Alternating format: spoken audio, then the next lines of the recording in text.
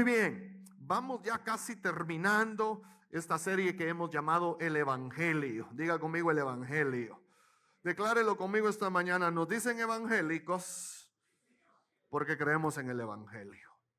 Todo el mensaje del Evangelio. Así que me voy a esperar con el té para avanzar lo más posible. Yo he titulado el mensaje de esta mañana Declarados inocentes porque un inocente decidió hacerse culpable. Esta es parte de lo que el Evangelio revela. Hemos procurado leer por lo menos los primeros 3 capítulos de la carta a los romanos. Yo quiero animarle para que usted no descuide su lectura y estudio bíblico. Esta es una responsabilidad personal. Cada uno tiene que hacer el tiempo, disponer su corazón para exponerse a la palabra de Dios. Esto es responsabilidad de cada uno. Así que por lo menos en la iglesia hemos leído los primeros 3 capítulos de la carta a los romanos. Solo quiero recordar a manera de introducción esta mañana algunos pasajes importantes que hemos leído. Por ejemplo, Romanos 1, 28 al 32. Dice Dios en su palabra: por pensar que era una tontería reconocer a Dios, Él los abandonó a sus tontos razonamientos y dejó...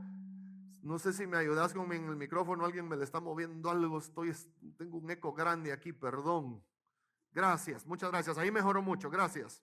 Entonces dice, por pensar que era una tontería reconocer a Dios, Él los abandonó a sus tontos razonamientos y dejó que hicieran cosas que jamás deberían hacerse. Se llenaron de toda clase de perversiones, pecado, avaricia, odio, envidia, homicidios, peleas, engaños, conductas maliciosas y chismes. Son traidores, insolentes, arrogantes, fanfarrones y gente que odia a Dios. Inventan nuevas formas de pecar y desobedecen a sus padres. No quieren entrar en razón, no cumplen lo que prometen, son crueles y no tienen compasión. Verso 32. Póngale mucha atención. Saben bien que la justicia de Dios exige que los que hacen esas cosas merecen morir. Pero ellos, aún sabiéndolo, dice, no les importa e igual las hacen. Y peor aún, dice, incitan a otros a que también las hagan. Sabe que este pasaje a mí me confronta mucho. Cuando yo recuerdo mi pasado, me hace sentir muy mal. Porque cuando yo luchaba, una lucha que iba perdiendo contra las adicciones a las sustancias, yo procuraba que otros tomaran también. Yo le insistía a otros que tomaran. Yo le insistía a otros que nos fuéramos de fiesta. Yo invitaba a otros a que se drogaran. Yo era de estas personas que incitaba a otros para que también hicieran lo malo. Yo no sé usted, pero cuando uno está lejos de Cristo, por lo general, uno también es un portador de maldad. Ahora que estamos en el Señor, por eso es que yo sé que usted invita a su familia a la iglesia, que usted ora por su familia para que conozca a Cristo, que usted procura compartir la palabra de Dios. Y entonces, este verso 32 dice que las personas saben que la justicia de Dios exige que los que hacen esas cosas merecen morir. Mis amados hermanos, la justicia de Dios exige la pena de muerte para el culpable. Y esta no es una muerte física solamente, esta es una muerte eterna. La justicia de Dios exige la pena de muerte para el culpable.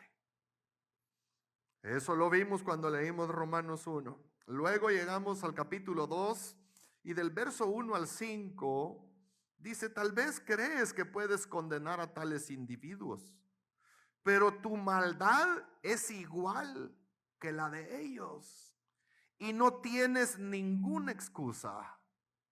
No tienes ninguna forma de excusarte. Me sigue haciendo ese ruido, ayúdame por favor. Y no tienes ninguna forma de excusarte. Dice: cuando dices que son perversos y merecen ser castigados, te condenas a ti mismo.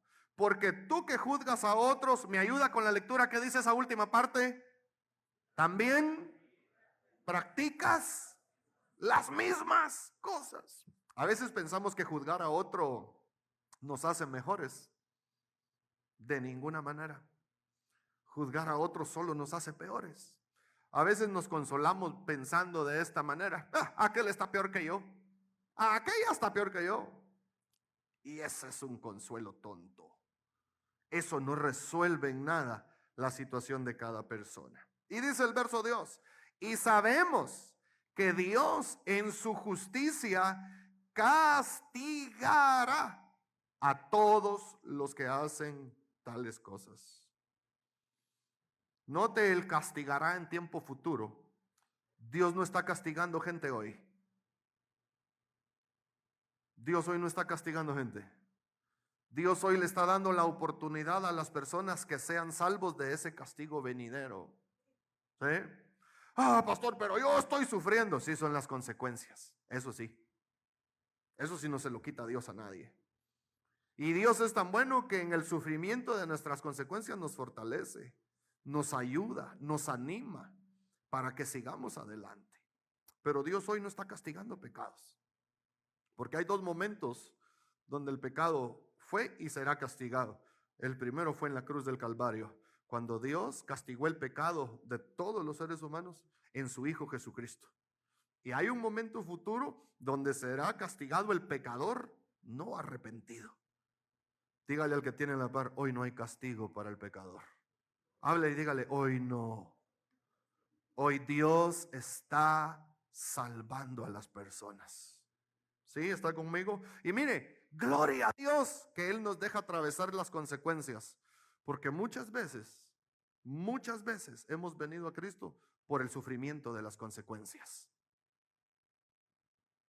Cuando nos ha ido mal, nos recordamos de buscar a Dios. Ahora lo importante es que busquemos a Dios por las razones correctas. Y dice el verso 3: tú que juzgas a otros por hacer esas cosas, ¿cómo crees que podrás evitar el juicio de Dios cuando tú haces lo mismo? Note el tiempo futuro de la pregunta: ¿cómo crees que podrás evitar? Y sigue el Espíritu Santo a través de Pablo diciendo: ¿no te das cuenta de lo bondadoso, tolerante y paciente que es Dios contigo? ¿Acaso eso no significa nada para ti? ¿No ves que la bondad de Dios es para guiarte a que te arrepientas y abandones tu pecado? Este pasaje habla de la bondad de Dios para el pecador. Dios tiene obras, acciones de amor, de bondad para guiar al pecador al arrepentimiento. Y el Espíritu Santo inspira a Pablo para que le pregunte a esta persona del capítulo 2, que al parecer su trasfondo es judío, y le dice: eso no significa nada para ti. ¿No ves la bondad de Dios en tu vida? La bondad de Dios no significa nada para ti. ¿No te das cuenta que Dios quiere guiarte a que te arrepientas? Y número 2 dice: y abandones tu pecado. Que son dos cosas: arrepentirse del pecado y abandonar el pecado. Son dos cosas distintas. ¿Sí? Entonces dice el verso 5: pero eres terco y te niegas a arrepentirte y a abandonar tu pecado. Por eso vas acumulando un castigo. ¿Cómo, iglesia? ¿Un castigo? ¿Un castigo? ¿Toda la iglesia un castigo? Terrible. ¿Para quién? No es para el otro, es para uno mismo. Entonces dice, pues se acerca el día de la ira. Hoy estamos en los días de la gracia, pero se acerca el día de la ira, mis hermanos, en el cual se manifestará el justo juicio de Dios. La única manera de evitar el justo juicio de Dios es por medio del arrepentimiento y abandono del pecado. Es por la fe en Cristo, que sufrió y murió para salvar a las personas del justo juicio de Dios. Esto es una cosa como muy sencilla de entender, pero a veces compleja. Dios va a salvar a las personas de su juicio. Dios salvando al hombre de Dios por medio de Dios. Dios salva al hombre de su juicio por medio de Cristo. ¿Sí? Eso es como cuando usted le quiere calentar las nalgas a sus hijos por malcriados. Y entonces usted le dice a sus hijos, esta es la primera que te hablo. Esa es la primera. Ese es usted salvando a su hijo de usted mismo. Porque ¿para qué tres? Desde la primera. ¡Guau! Cuádrelo. Pero como usted y yo hemos sido creados a imagen y semejanza de Dios, antes de que le caiga el justo juicio, siempre hay un poco de misericordia. Entonces usted le dice, tranquilícese, estése quieto. Es usted salvando a su hijo de usted mismo. No sé si me doy a entender en este enredo que hice. ¿Cuántos me entendieron? Así de enredados estamos todos, entonces me alegra eso. Es Dios salvando al pecador de él mismo, a través de él mismo en Cristo Jesús. Entonces, el jueves llegamos, mis hermanos, a Romanos capítulo 3, verso 19 y 20. Dice Romanos 3, 19. Obviamente, la ley se aplica a quienes fue entregada, porque su propósito es evitar que la gente tenga excusas y demostrar que todo el mundo es culpable delante de ¿quién, mis hermanos? Escuche, el propósito de la ley es demostrar que todo el mundo es culpable. Todos. Y ahí es donde a nosotros no muchito nos gusta. No, yo culpable. Si yo soy bueno. Dice el verso 20, pues nadie llegará jamás a ser justo ante Dios por hacer lo que la ley manda. La ley sencillamente nos muestra ¿qué cosa? Miren, los primeros 5 libros del Antiguo Testamento, que es lo que hace referencia a la ley, a lo que nosotros conocemos como el Pentateuco. Mis hermanos, los primeros 5 libros de la ley solo le revelaban a Israel su maldad. Hagamos un ejercicio hoy así en términos didácticos. Ayúdame con los 10 mandamientos. ¿Dónde están los 10 mandamientos? Éxodo capítulo 20. Versículo, muy bien, 10. Bien hecho, 100 puntos para usted. Éxodo. Ahí está. Vamos a ver. Ubícame en los 10 mandamientos, porfa. Ajá. Ahí va. Y habló Dios todas estas palabras diciendo, yo soy Jehová tu Dios. Dale más adelante, porfa. Aquí está el primero. Creo yo. No tendrás dioses ajenos delante de mí. ¿Cuántos reconocen que en algún momento hubo alguien o algo más importante que Dios? Levánteme su mano, con sinceridad. Culpables. Sigamos, siguiente mandamiento. No te harás imagen ni ninguna semejanza de lo que está arriba en el cielo, ni abajo en la tierra, ni en las aguas debajo de la tierra. ¿Habrá algún culpable que levante su mano? Culpables. No te inclinarás a ella. Siguiente, porfa. Siguiente. No tomarás el nombre de Jehová tu Dios en vano, porque no dará por inocente Jehová el que tomase su nombre en vano. Pregunto, ¿cuántos han dicho soy cristiano, pero la vida no es cristiana? Levánteme su mano con sinceridad. Culpables. Siguiente. Acuérdate del día de reposo para santificarlo. A veces ni a la iglesia vamos porque ni lo santificamos. Siguiente.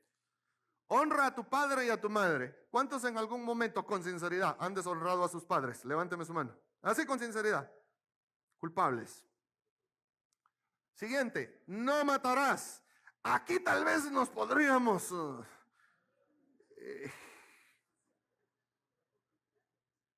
pero si usted le ha volado el pescuezo a una gallina, culpa. No. Aquí tal vez podría decir, yo no he matado. Pero hay personas que aunque no matan físicamente, con sus palabras matan emocionalmente. Siguiente. No cometerás, ¿qué cosa? Alguien aquí podría decir, yo soy inocente, pastor. Le recuerdo lo que Cristo Jesús dijo.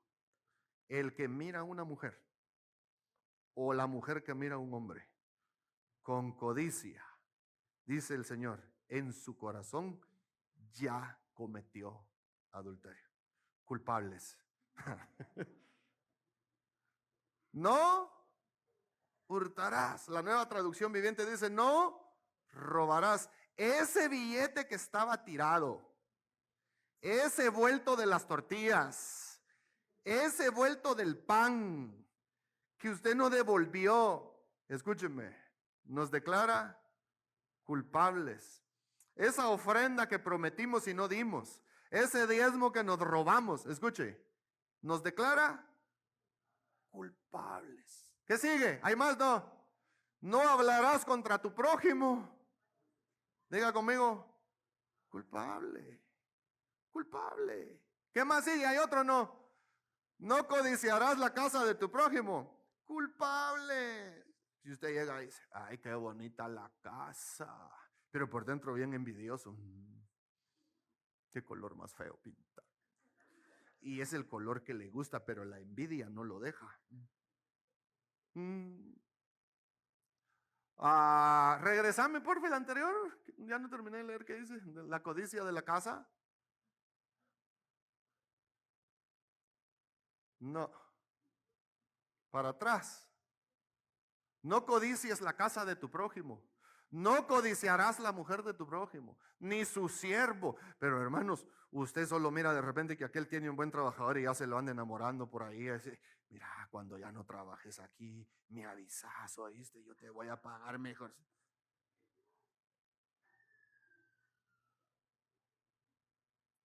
Ni su criada, ni su buey, ni su asno, ni sus chuchos, o sea, ya en tiempo presente es como ni sus chuchos, ¿no? Ni cosa alguna de tu prójimo. La avaricia es querer más, la codicia es querer lo que otro tiene. ¿Sí? Levánteme su mano si alguien ha pasado por ahí en algún momento de su vida, levánteme su mano. Culpables. ¿Hay algo más? No hagáis conmigo dioses de plata y culpables. Dale para adelante, porfa. Tal vez hay algo más. Bueno, yo creo que ahí termina. Escúcheme pues. Mis amados hermanos,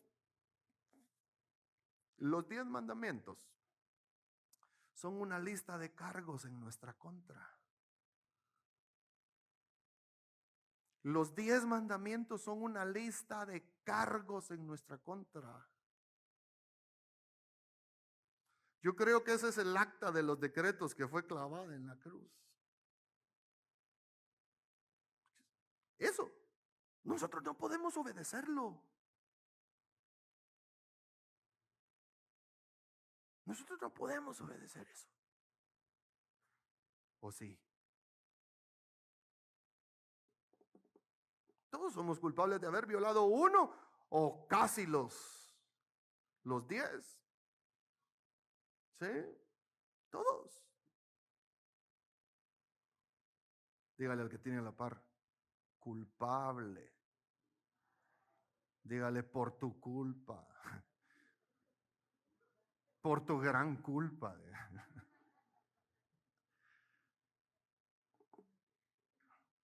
Esta es la realidad del hombre, de la mujer. Es culpable. ¿Sí? Nadie, dice el verso 20, nadie llegará jamás a ser justo ante Dios por hacer lo que la ley manda. ¿Sí? Diga conmigo, no es por obras. Declárelo conmigo, no es por obras. ¿Sabe por qué? Porque aún los malos pueden tener buenas obras.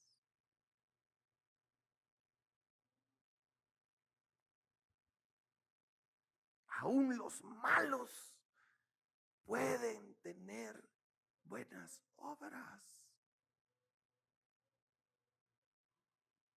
Por eso es que las obras no aplican. ¿Está conmigo acá? Ayer era casi como 12:30 de la noche. Yo estaba en la cama pensando en las notas de hoy, meditando en lo que quería compartirle hoy. Y le decía yo al Señor mientras estaba acostado, Señor, pero las obras no cuentan para nada, de verdad. Y recibí esto de parte del Señor. Me dice, no cuentan porque aún los malos pueden hacer buenas obras. Las obras no quitan el pecado. ¿Sí? ¿A usted alguien lo ha asaltado educadamente en algún momento? No así con susto ni nada, sino que así, tranquilo. Es una buena obra de un malo. Escuche. No sé si a alguien lo han asaltado una vez y le dice, dame la billetera. Y usted todavía le dice, mire, déjeme mis papeles. ¿Le ha pasado, hermano? ¿Le pasó? Y le devolvieron sus papeles.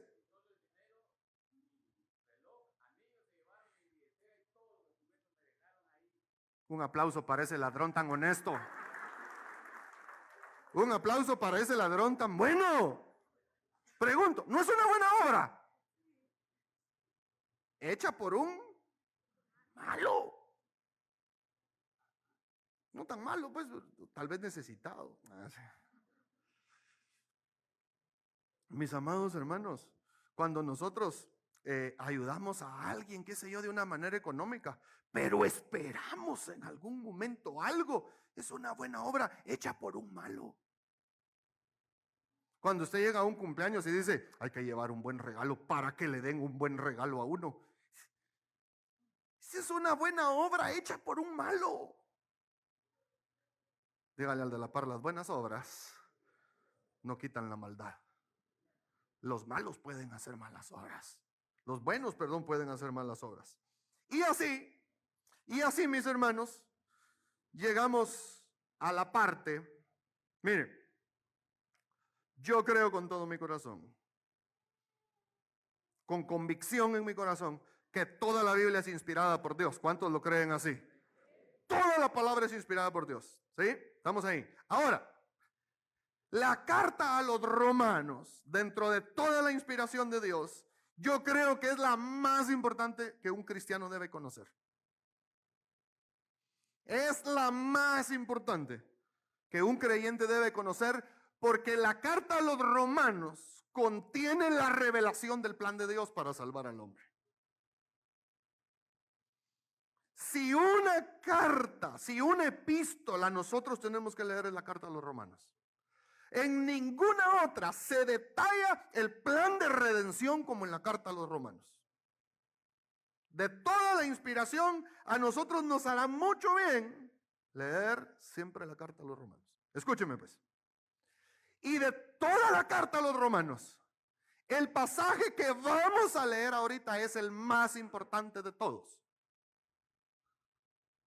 De toda la carta a los romanos, el pasaje, Los versículos que vamos a leer ahorita son los más importantes de todos. No se me vaya a dormir, deje de hablar con el de la par, desatienda el WhatsApp, desatienda las llamadas, porque lo que vamos a leer ahorita es lo más grande e importante del relato bíblico. ¿Está listo? Romanos 3:21. Pero ahora, diga conmigo, pero ahora. Mis amados hermanos, esas dos palabras, ese par de expresiones, pero ahora, lo cambia todo en la historia de la salvación del hombre. Todo. Ese pero ahora es como una puerta que pasa, que nos permite pasar de un lugar a otro. Es como la bisagra que mueve la puerta de un lugar para otro. Ese pero ahora es determinante. Dice, pero ahora, tal como se prometió tiempo atrás en los escritos de Moisés y de los profetas, Dios nos ha mostrado cómo podemos ser justos ante Él sin cumplir con las exigencias de la ley. Miren lo que va a pasar en los versículos siguientes. Miren lo que va a pasar en los versículos siguientes. Dios nos va a mostrar cómo podemos ser justos ante Él sin cumplir las exigencias de la ley, porque no podemos. Porque la ley es santa y nosotros somos malos. Miren lo que va a pasar ahorita. Dios nos va a mostrar cómo podemos ser justos, no ante los demás, ante Él. Escuche, sin cumplir con la exigencia de la ley. Si usted tiene que saber un versículo en su vida, es Romanos 3:22. Todavía no me lo pongas. Todavía no. Usted tiene que saber lo que dice Romanos 3:22. Mis amados hermanos, cuando usted le comparte el evangelio a su familia, no le diga, mira, cuando vos vayas a la iglesia, ya vas a ver, Dios te va a bendecir tu economía. Sí, pero no es eso. Mira, anda a la iglesia, vas a ver cómo va a cambiar tu marido. No va a cambiar. Abandone esa lucha, no sé si vaya a pasar eso. Mira, anda a la iglesia, te vas a sanar de la enfermedad. No lo sé, es que no lo sé. Porque el evangelio revela otra cosa. Y como consecuencia del evangelio, de vivir el evangelio, de creer el evangelio, la vida puede cambiar como consecuencia. ¿Cómo no va a mejorar la economía? Si yo antes de conocer a Cristo, el salario de mi trabajo, yo me lo desperdiciaba en alcohol y drogas.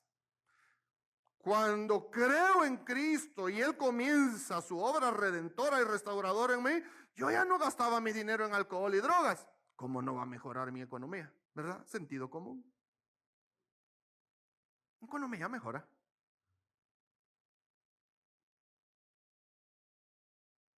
Entonces, Dios nos va a mostrar cómo podemos ser justos ante Él sin cumplir con las exigencias de la ley. Romanos 3:22. Dios nos hace justos a sus ojos. ¿Me ayuda con la lectura? Cuando ponemos nuestra fe en Jesucristo. Y eso es verdad para todo el que cree, sea quien fuere. ¿Cómo nos declara justos Dios, mis hermanos? Cuando ponemos nuestra fe, ¿en quién? En Jesucristo. Dios nos declara inocentes cuando creemos en Jesús y su obra redentora. Usted y yo, de parte de Dios, hemos recibido el don de la fe, la capacidad de creer.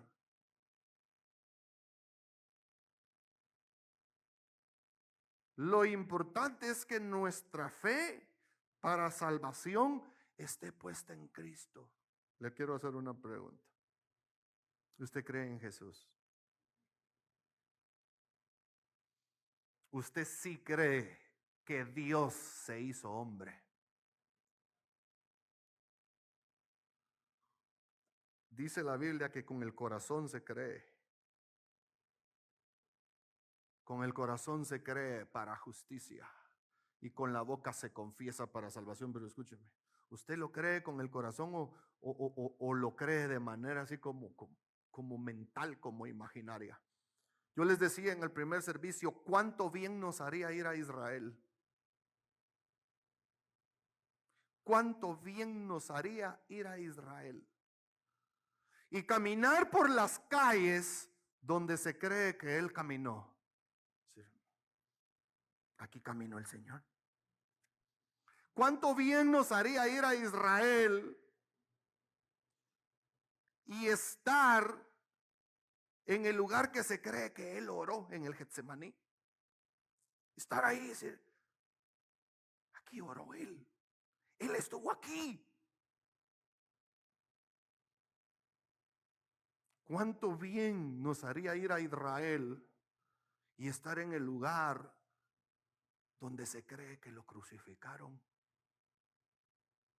En el Gólgota, en el monte de la calavera, estar ahí. Aquí. Se cree que fue aquí donde lo clavaron en la cruz. ¿Cuánto bien nos haría, mis hermanos, ir a Israel y estar en el lugar que se cree fue su tumba? Y si nos dieran permiso de entrar a su tumba y pararnos por un minutito adentro y pensar ese momento, cuando resucitado puso un pie fuera de la tumba, y ver ese lugar donde Él se levantó de los muertos. Si es cierto, nos ayudaría mucho a creer de una manera sincera. Nos ayudaría mucho ir al pie de aquella colina donde habló la última vez con sus discípulos y les dijo, pronto volveré.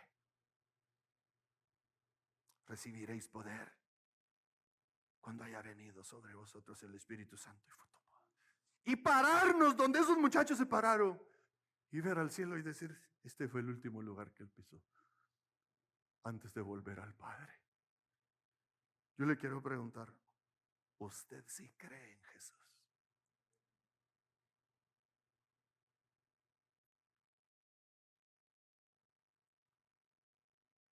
Yo sé que usted cree en Dios. La mayoría de religiones creen en Dios. Mi pregunta es, si usted cree en Cristo, si usted cree que Jesús es Dios hecho hombre. Esa es mi pregunta esta mañana. Porque Romanos 3:22 nos está diciendo que Dios nos hace justos a sus ojos cuando ponemos nuestra fe en Jesucristo.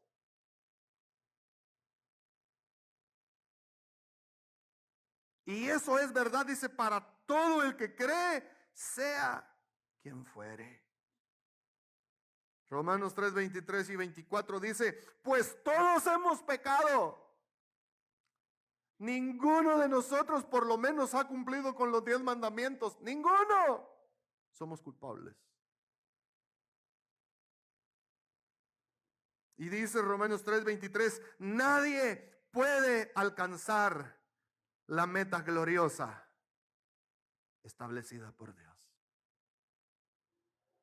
Dice el verso 24, sin embargo, con una bondad que no merecemos. Diga conmigo, una bondad no merecida. No lo merecemos. Es que no lo merecemos. Mi hermano, procuremos sacar esas ideas de la mente de que nos merecemos cosas. Tratemos de sacar esa manera de pensar que nos merecemos cosas. Todo lo que hacemos, tenemos y somos ha sido por la pura gracia del Hijo de Dios que dio su vida para salvar la nuestra. Solo por su gracia. Cuando Dios le confíe un regalo material, un regalo profesional, cuando Dios le confíe algo, usted y yo tenemos que recordar que no lo merecemos, que lo estamos recibiendo por su gracia y misericordia. Porque cuando nosotros comenzamos a pensar que merecemos cosas, es cuando comenzamos a sufrir. Mis amados hermanos, lo que nosotros merecemos por nuestra culpa es muerte, es justicia, es castigo. No, pastor, a mí no me está hablando usted. Está bien, perfecto. No lo reciba en su corazón porque usted es muy bueno, está bien. Entonces, dice, sin embargo, con una bondad que no merecemos. Escuche, Dios nos declara como justos por medio de Cristo Jesús. ¿Quién nos liberó de qué cosa, iglesia?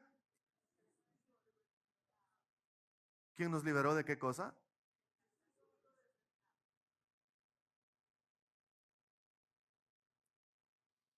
Mis amados hermanos, esta bondad que no merecemos tiene su origen única y exclusivamente en la soberanía de Dios. Él quiso hacerlo así. ¿Sí? Él quiso hacerlo así. Él quiso salvarnos. Escuche, ofreciendo a su hijo. Luis Rodríguez, el huichito que le decimos cariñosamente, me llamó, me contó ayer que tenían mala a la beba y que había sido necesario llevarla al hospital. Pero gracias a Dios la beba está bien y vinieron al primer servicio y nos saludamos allá afuera. Y yo cargué a la beba un ratito y Luis me enseña una foto de su beba en una cama de hospital. Y me dice Luis, pastor, ¿cómo costó que le encontraran su venita? Y Emilia con su manita así morada que la estuvieron pinchando. Y le digo yo a Luis, qué difícil es ver sufrir a los hijos, ¿verdad? Esto es terrible. Y sabe, mi hermano, Dios, por amor a usted y a mí, hizo sufrir a su hijo y lo dejó morir para que usted y yo tengamos vida. Le decía yo a Luis, imagínate el amor de Dios, Luis. Vos no enfermaste vos a tu hija para llevarla a sufrir a un hospital. Dios Padre, escuche, vio sufrir a su hijo colgado de una cruz y pudiéndolo salvar, no lo salvó, lo dejó hasta el momento de la muerte. Escúcheme, para salvarlo a usted y a mí del castigo de nuestros pecados. Qué malo es Dios, ¿verdad? Porque hay gente que dice, oh, ¿cómo puede Dios enviar a la gente al infierno? No, mi hermano, Dios no manda a nadie al infierno. Es cada uno el que decide ir para allá, porque ante tanta gracia manifestada de Dios Padre entregando a su Hijo, no se puede hacer más. Dice la Biblia que Dios, léalo conmigo, Dios ofreció a Jesús como el sacrificio, ¿por qué cosa? Por el pecado. Las personas son declaradas justas a los ojos de Dios cuando creen que Jesús sacrificó su vida al derramar su sangre. Ese sacrificio muestra que Dios actuó con justicia cuando se contuvo y no castigó a los que pecaron en el pasado, porque miraba hacia el futuro y de ese modo los incluiría en lo que llevaría a cabo en el tiempo presente. Dios hizo todo eso para demostrar su justicia, porque Él mismo es justo e imparcial, y declara a los pecadores justos a sus ojos cuando ellos creen en Jesús. Rapidito quiero explicar ese puntito que dice Dios no se contuvo y no castigó a los que pecaron en el pasado. Por ejemplo, Abraham es uno de ellos. Romanos 4:3 dice, pues las escrituras nos dicen, Abraham le creyó a Dios y Dios consideró a Abraham justo debido a su fe. ¿En qué creía Abraham? En un Mesías prometido. Nosotros creemos en un Mesías ya venido. Siempre hubo gente que creyó en Cristo aunque no lo habían visto. Lo esperaban, lo anhelaban, lo deseaban.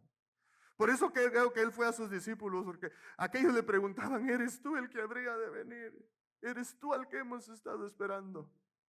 Yo no sé si usted lo cree, mis hermanos, pero Él ya vino y va a volver. Es más, yo creo que Él está presente en medio de nosotros este día.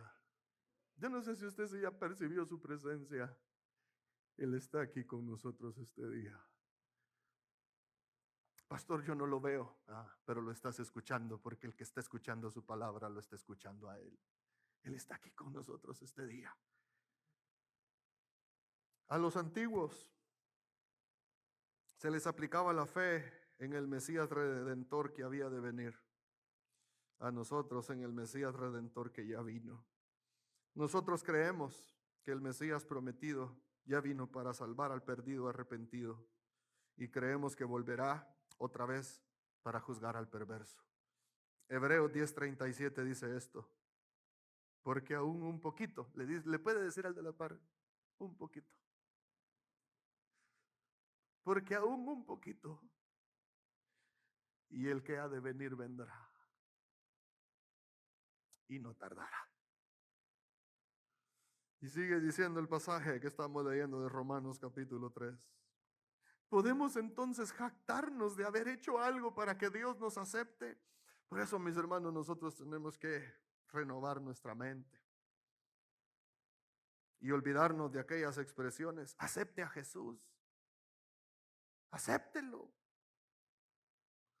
Porque el que nos debe aceptar es Él a nosotros.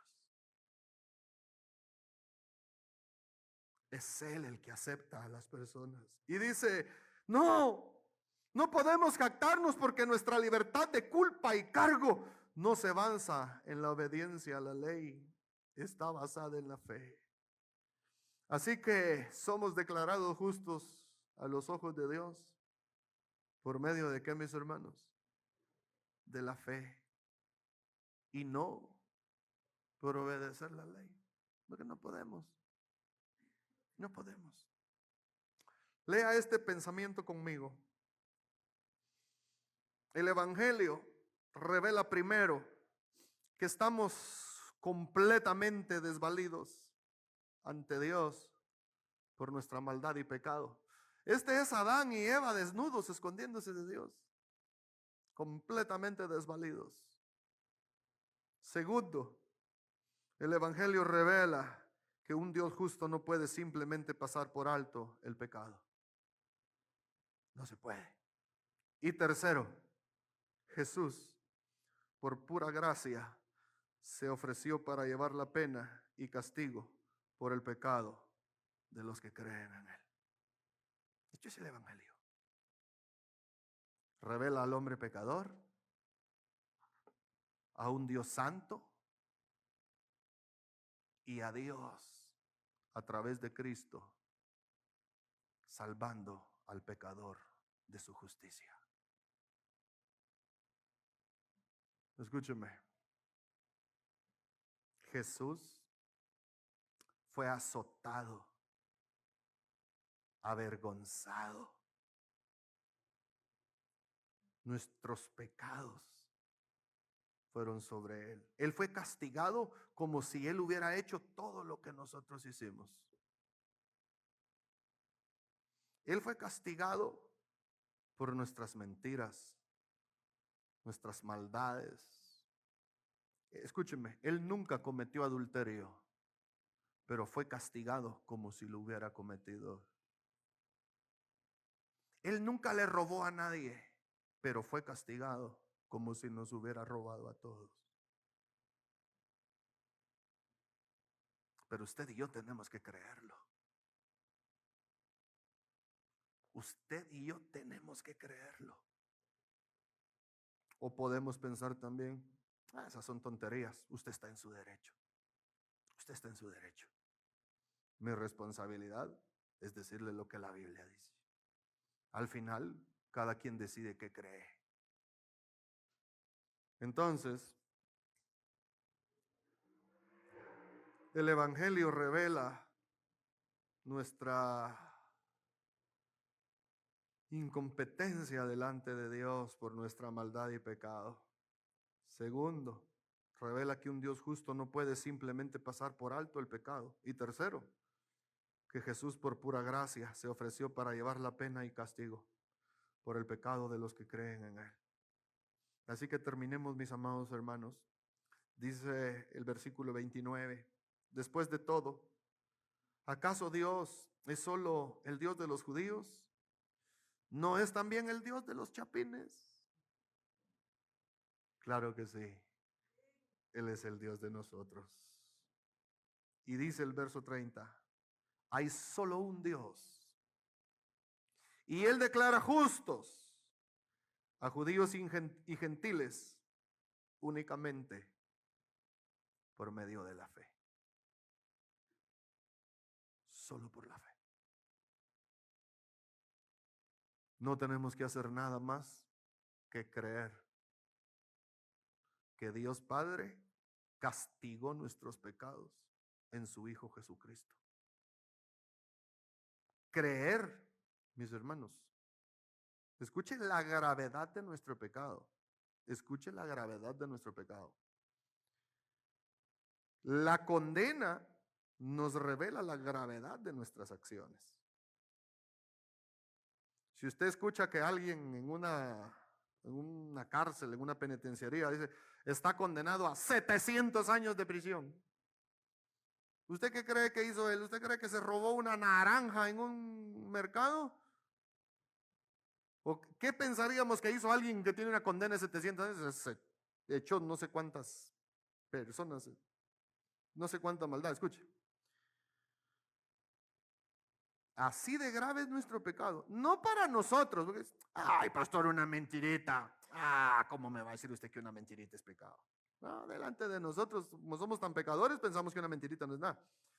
Delante del Dios santo, puro, recto, ese pecado tiene que ser pagado con muerte. La paga del pecado es muerte. Mas la dádiva de Dios es vida eterna en Cristo Jesús, Señor nuestro. Para nosotros era una mentirita. Yo una maltratada le di a mi mamá nada más, pero eso.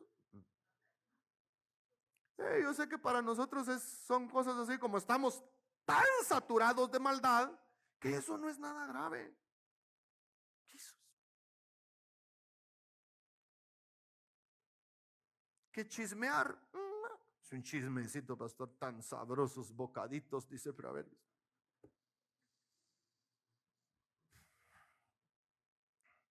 Delante de Dios es muy grave. Muy grave.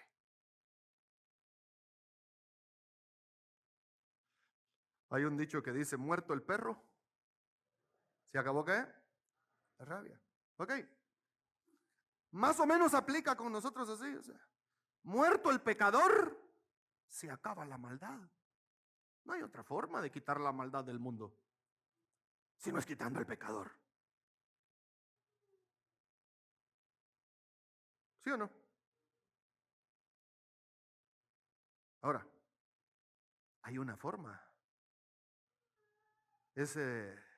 Pero ahora hay una forma de quitar la maldad, no quitando al hombre, sino quitándole su pecado. Juan Bautista, cuando vio a Jesús, dijo, he ahí el Cordero de Dios. Él quita el pecado del mundo. ¿Y el pecado dónde estaba? En el hombre.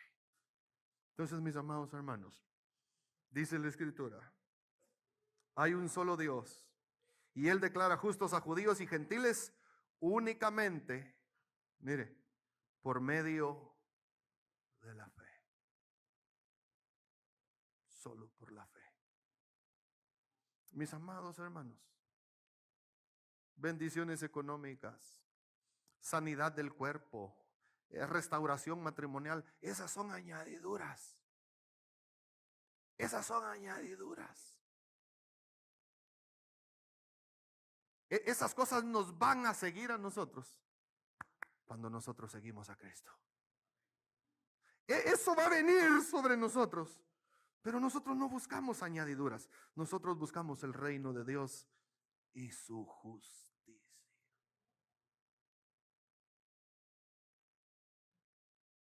No sé si me estoy dando a entender este mediodía todavía. Únicamente por medio de la fe. Yo quiero que usted, a ver si logro mover esto. Yo quiero que usted entienda lo que significa ser justificado. Poneme el concepto de justificación. Justificación significa, diga conmigo, que yo soy considerado y tratado por Dios como libre de toda maldad y poseedor de una santidad perfecta. Léalo conmigo. Yo gozo del favor y la bendición de Dios. No porque lo merezca yo, porque lo merecía Cristo. Y cuando yo creo que Él se ofreció por mí, escúcheme, mi maldad va a Él.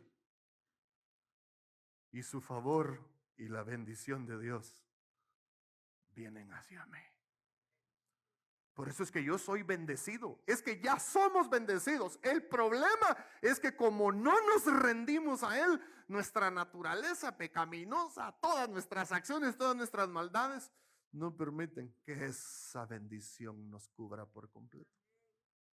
Dice, la justificación, ya son dos palabras en una. La justicia significa. Ayúdeme a leer si le estoy tapando a alguien. La justificación significa más que el mero perdón de pecados. Declárelo conmigo. Significa que yo soy considerado como si hubiese cumplido todas las leyes de Dios perfectamente. Pero no las cumplí yo, las cumplió Él. Y cuando pongo mi fe en Él, cuando creo que Él sacrificó su vida por mí, espiritualmente pasa algo. Yo estoy en Él. Por eso es que la Biblia dice, de modo que el que está en Cristo, en Él, espiritualmente pasa eso. Yo voy a Él y Él viene a mí. Y entonces Dios Padre ya no me mira a mí, me mira a mí en su Hijo Jesucristo. Y todas las bendiciones de la obediencia de Él ahora me alcanzan a mí. Esto es el Evangelio, iglesia. Gracia y amor de Dios, misericordia y favor divino para todo aquel que cree.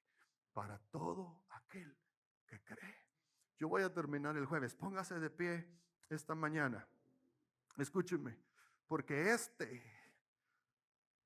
este creer en Él implica muchas cosas. Vénganse, amigos de la alabanza, por favor. Este creer en Él implica muchas cosas.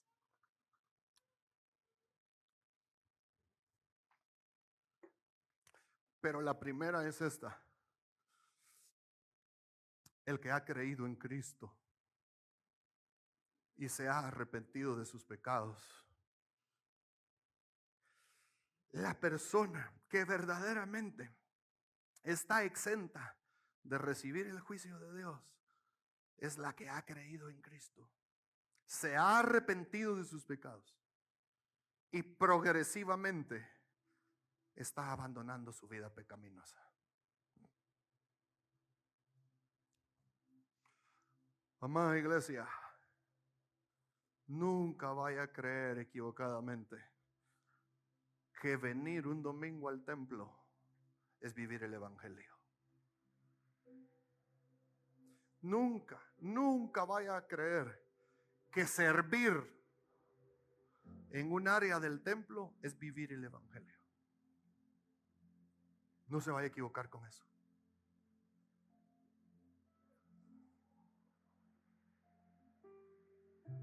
Hoy hemos definido el evangelio. El hombre desvalido ante Dios. Un Dios justo que no puede declarar inocente al culpable. Y Dios haciéndose cargo a través de Cristo del pecado del hombre. Hemos definido el evangelio, pero una cosa es eso. Y otra es que el evangelio defina nuestra vida.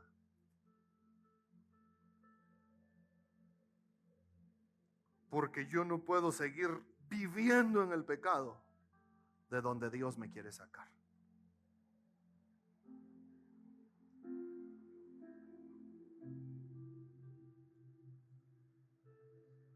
El evangelio nos traslada de la luz, de las tinieblas a la luz.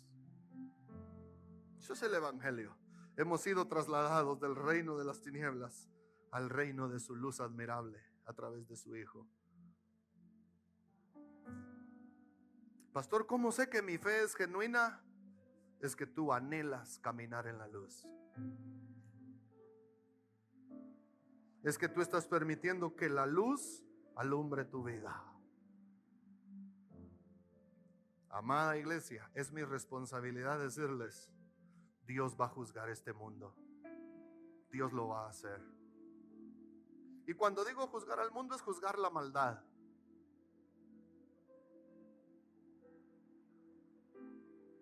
Pastor, ¿nos está metiendo miedo? Tal vez sí. Pero si produce miedo en nuestras vidas, eso debe de indicarnos que hay cosas que tenemos que arreglar.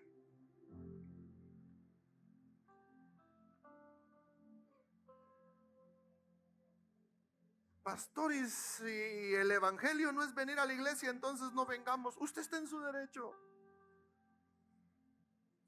Lo lindo de congregarse es que podemos escuchar lo que hemos escuchado hoy. Es que podemos adorar al que nos salvó en comunidad.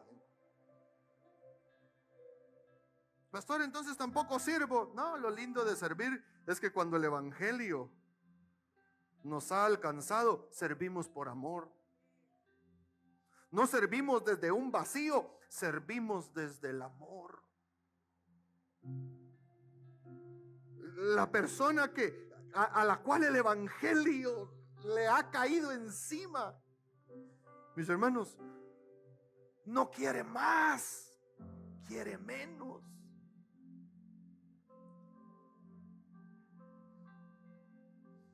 La persona que ha puesto su fe en Cristo verdaderamente no quiere más privilegios, quiere más servicio, más sencillez, más humildad.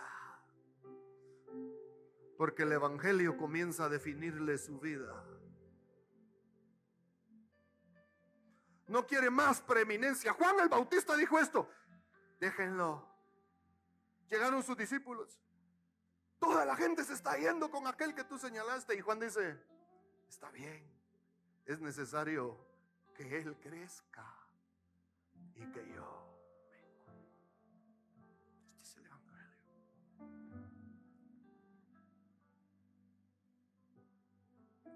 La persona que ha creído en el evangelio y el evangelio le está definiendo su vida, sabe que no se trata de lograr más, sino de ser mejor. ¿Hay alguien aquí conmigo este mediodía todavía? ¿Le parece si adoramos un minutito al que ofreció su vida en la cruz del Calvario? Del cielo